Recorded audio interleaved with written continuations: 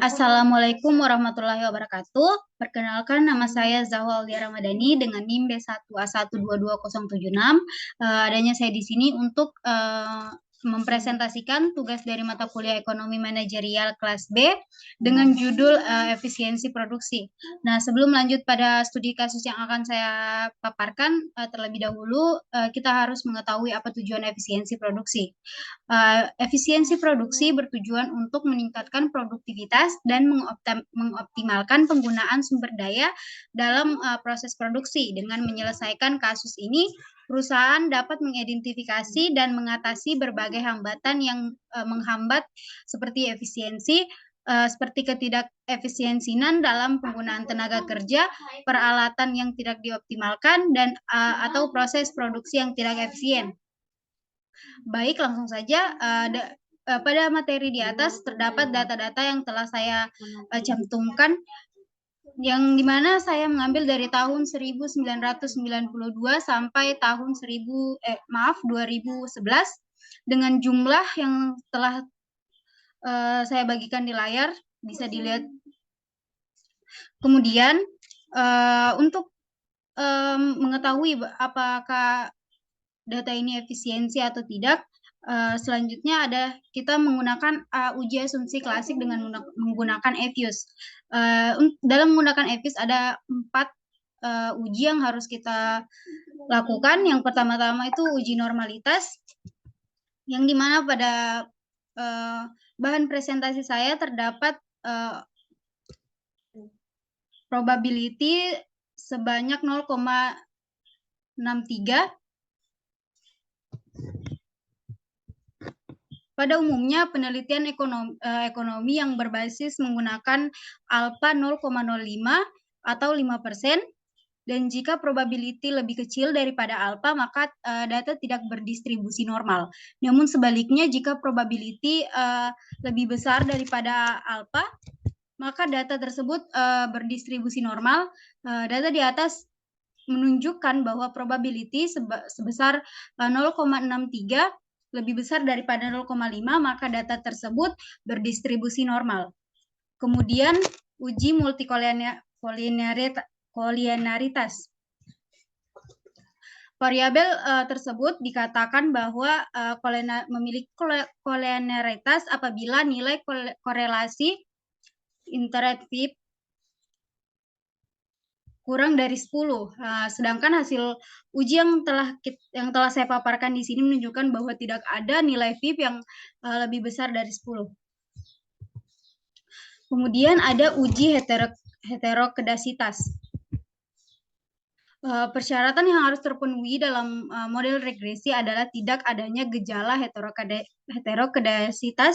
Jika nilai probability sebanyak lebih kecil daripada 0,5, maka terjadi gejala heterokedasitas dalam model penelitian. Sedangkan jika nilai probabilitas lebih besar daripada 0,5, maka tidak terjadi gejala heterokedasitas dalam model penelitian ini. Nah, hasil dari uji heterokedasitas dengan menggunakan metode White, nilai probabilitasnya sebesar 0,036, yang dimana lebih kecil daripada 0,5. Sehingga dapat disimpulkan terjadinya gejala heterokedasitas. Kemudian uji autokorelasi. Dalam uji autokorelasi, jika p-val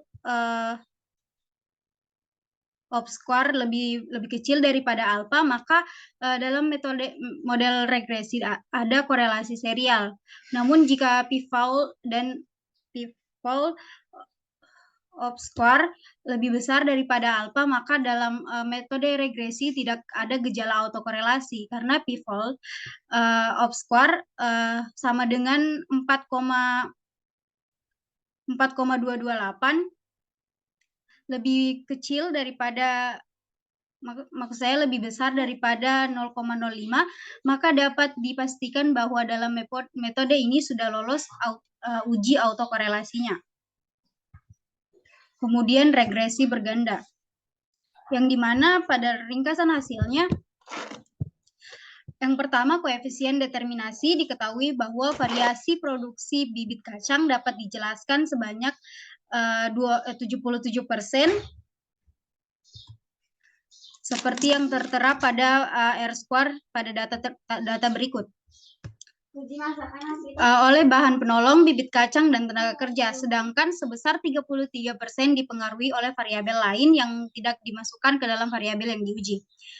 Kemudian B, uji simultan, nilai F sama dengan 18,53954 dengan F signifikan 0,0. Nilai F sama dengan 10,0148 dengan F probabilitas 0,0059 lebih besar dari lebih kecil daripada 0,5.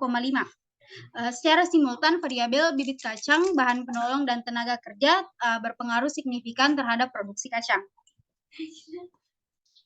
Kemudian ada uji parsial yang dimana signifikansinya variabel kacang memiliki nilai T statistik sebesar minus 1,675 dibandingkan dengan alfa yang 0,05, nilai probability 0,5173 lebih kecil daripada 0,5. Dengan nilai koefisien 1,08, sehingga disimpulkan bahwa variabel bibit kacang berpengaruh positif dan signifikan pada variabel produksi bibit kacang.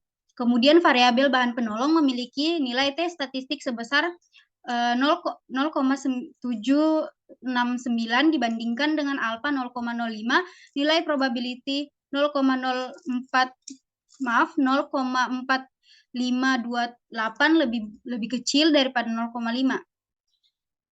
dengan nilai koefisien 0,06, sehingga disimpulkan bahwa variabel bahan penolong berpengaruh positif dan signifikan pada variabel produksi bibit kacang. Kemudian variabel tenaga kerja memiliki nilai T statistik sebesar 4,318 dibandingkan dengan alfa 0,05, nilai probability 0,00 lebih kecil daripada 0,5 dengan nilai koefisien 215,7, sehingga disimpulkan tenaga kerja berpengaruh positif dan signifikan terhadap variabel produksi bibit kacang. Untuk interpretasi koefisien, persamaan QS sama dengan minus 813 ditambah 1,08 ditambah 0,06 ditambah 215,7. Untuk bibit kacang yang di bagian sini adalah X1, peningkatan 1% dalam menggunakan bibit kacang akan meningkatkan produksi bibit kacang sebesar 1,08%, asumsi variabel lain konstan. Kemudian bahan penolong yang X2, peningkatan 1% dalam penggunaan bahan penolong akan meningkatkan produksi bibit kacang sebesar 0,06%, asumsi variabel konstan. Untuk yang ketiga, tenaga kerja atau X3, peningkatan 1% dalam penggunaan tenaga kerja akan meningkatkan produksi bibit kacang sebesar 215,7%, asumsi variabel konstan. Dan skala usaha, yang dimana 1,183 ditambah 0,069 ditambah 215,7 itu lebih besar daripada 1 inscribed return to scale. Pertambahan 1 unit input menghasilkan output yang lebih dari 1. Terus ada pertanyaan, apakah penggunaan input telah digunakan dengan efisien? Untuk mengetahui itu kita memerlukan rumus yang dimana seperti tertera pada bahan presentasi ini, yang dimana FMP sama dengan PX, FMP sama dengan B Y kali PY dibagi X, maka B dikali Y dikali PY dibagi X sama dengan PX, atau B dikali Y dikali PY dibagi X dikali PY sama dengan 1, yang dimana VMP adalah nilai produk marginal persatuan, PX adalah harga input persatuan, PY adalah harga output persatuan, Y jumlah output rata-rata, X jumlah input rata-rata, B efisiensi input. Kemudian jika kita ingin tahu bagaimana bahan penolong bisa efisien dengan menggunakan rumus yang telah saya jelaskan tadi, di mana bahan penolong, efisiensi bahan penolongnya itu menghasilkan 1,691, yang dimana 1,691 itu lebih besar daripada 1, maka belum efisien sehingga input perlu ditambah. Kemudian untuk bibit kacang yang menghasilkan 2,991, yang dimana itu juga lebih besar daripada 1, tidak efisien sehingga input perlu ditambah.